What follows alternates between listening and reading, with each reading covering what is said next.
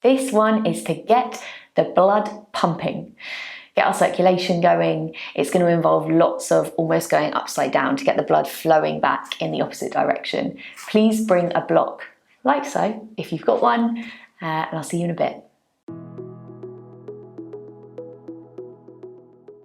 Today we are starting on all fours, so bring hands underneath shoulders, knees underneath hips, and we're going to start by moving through some cat-cow.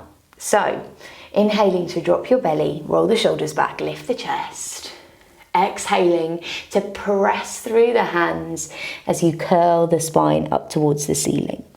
Now, can you take really deep breaths with this? Inhaling to lower belly, roll shoulders back, lift the chest. Exhaling to curl your spine up towards the ceiling. Really deep breaths is going to help your circulation. So while we find this very familiar kind of set of poses, really focusing on the deep and the depth of the breath. Take your time, inhaling to drop belly, roll shoulders back, lift the chest, exhaling to send the spine all the way up. And then draw yourself back through center. Walk your hands out in front of you, just in front of your shoulders. Tuck the toes, ease your bum back towards your heels, and then gently rise the hips high. Find your downward facing dog here. And take a big bend through the knees, step it out through the feet. Now, quite a few of the poses that we find today, we're going to try and get our hips over our head, just like it is now. Hips above the head. Well, the body is in the opposite direction, right? We're kind of hanging upside down. And that's going to really let the blood start to flow the opposite way. Encourage it to get moving. To get blood to every one of our extremities. All of the different parts of our body. Take a deep breath here. Exhale it out. And then start to walk your feet up towards your hands. Walking all the way up into a forward fold. Feet are hip width and still let yourself dangle here. Again, head lower than your hips. Grab opposite elbow, heavy yourself down as you shift the weight forward. Releasing the tip of your head down towards the mat. And then release the hands, draw the hands up to your shins to find a half lift. Roll the shoulders back, lift the chest. Exhale, release it back down to that forward fold. And just step left and right foot back to downward facing dog. As you inhale, send it over into your plank, just finding a little bit of flow to warm up the body. Lower the knees down. Bend the elbows, release yourself all the way down to the mat. Bring your hands underneath your shoulders. Inhale to roll the shoulders back, lift the chest. Can you press those hips down heavy as you curl your body up? You're kind of lifting from where your heart is as you roll the shoulder blades back towards each other. Exhale, lower it back down. And then press through the hands as you press back to the knees and send it back to a child's pose. Ooh, yes, laying yourself out nice and long. Taking a big deep breath here.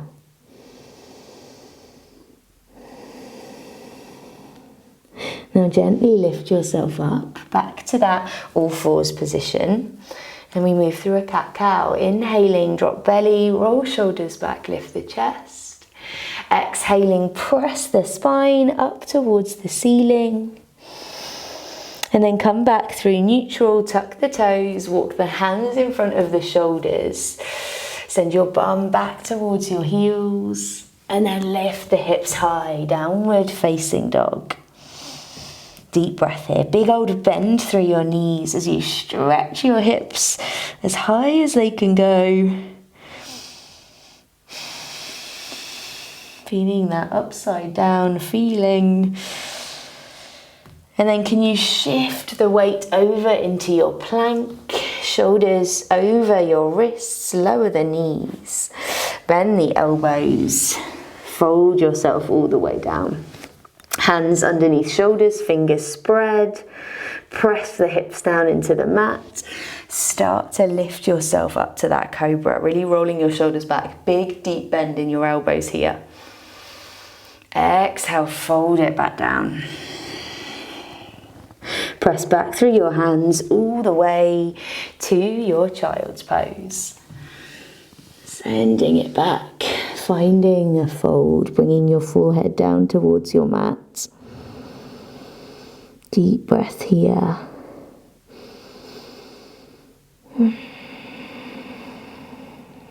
And then lift your gaze up towards your fingertips and start to walk the hands back towards your knees as you draw yourself up. We're going to come onto our backs for our final couple of poses, again to get that blood flowing back in the other direction. Now if you've got a block or a block shaped item, bring it down with you. If you are not near a wall and you can be, get near a wall. And then press your feet down to the floor and curl yourself all the way back onto your back. Now bring your heels in so that you can just about touch your heels or graze your heels with your fingertips. And what we're going to do is we're going to find a bridge pose. If you do not have a block, that's okay. It's going to be a bit more intense. It's going to be more restorative if you've got a block, but feel free. Press your hands down into the mat, lift your hips. And you could stay here, you could find a bit of a flow lifting up and down. And again, our head is below our hips. So we're finding this kind of blood needs to flow back in the other direction. If you've got a block, or to be honest, it could be like firm is better, but it could be like a firmish pillow you could put underneath your sacrum. A block is the ideal. I'm going to go middle height. And you're going to lift your hips like you were going for that bridge, but slide the block onto that flat bone, that sacrum just above your bum. And then you'll kind of feel when it is right, snuggle your shoulders underneath you. You might lay your hands out to the side. And I want you to just breathe here, letting the block hold you up. Or if you haven't got the block, maybe lifting and lowering your hips in that bridge pose. Just encouraging the blood to pump back the other way, invigorate it back in.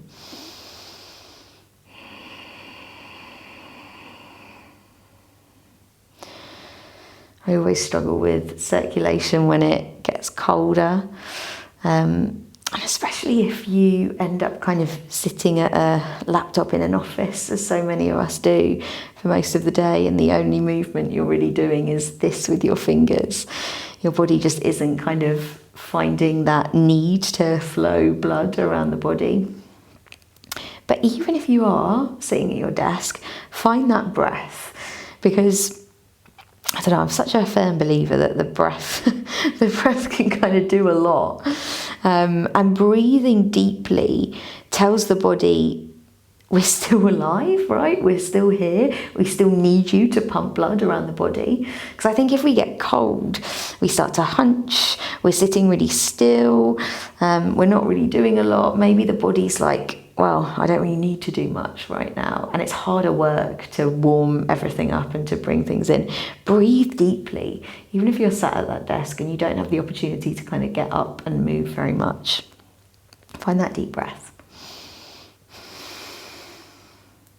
Now you've got a couple of options from here, because if you're nowhere near a wall and you have got a block, you're gonna lift your hips, turn your block onto the lowest height and press your sacrum back down to it.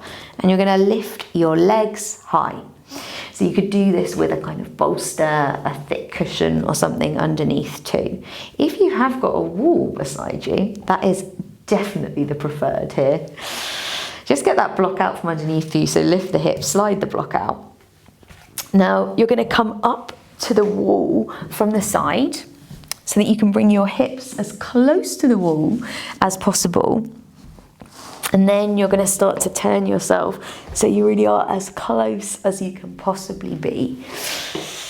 Bum to that wall, legs hang. And I like to bring my arms wide here. I can see you upside down. It's great. Snuggle your shoulders down into the mat. And already instantly you might start to feel that difference, the blood flowing the other way down the body. But just let yourself hang here.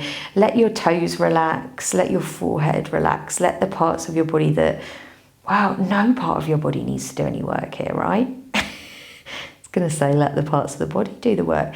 Your legs are held up. If you're on that wall, you might be doing a bit more work if you are up on that block. If your legs are up the wall, just rest. Let yourself be held up and feel. I start to kind of get a bit of tingling in the feet. You can feel the blood start to realize it needs to go the other way, a shifting.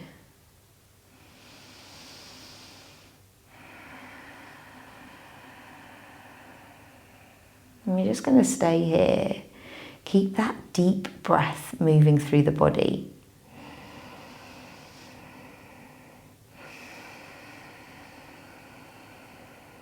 Really deep, powerful breath. I like to breathe in and out through the nose, but you could breathe in through the nose and out through the mouth if that feels a bit more powerful, a bit deeper for you here.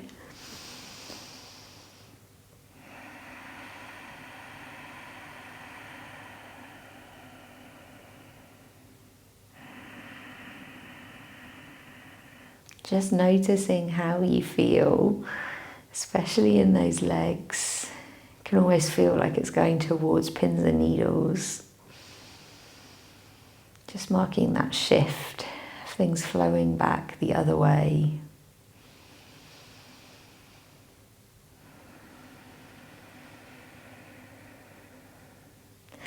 Now, to move towards a shavasana, because what is a yoga practice without a shavasana? That resting pose at the end, where we lay out long, legs out long. You can shift towards this or stay here with your legs up the wall and give yourself a little more time here. I'm going to leave you here, upside down. Who knows? The next time you find me, I might still be here because I think this is the best thing ever. If you struggle with sleep, it's lovely to do this before bed, so crack one of these out. But yeah, maybe the next time I see you on the mat, you will still be here. Who knows? Thank you so much. Subscribe, please, if you enjoyed, and I'll see you next time.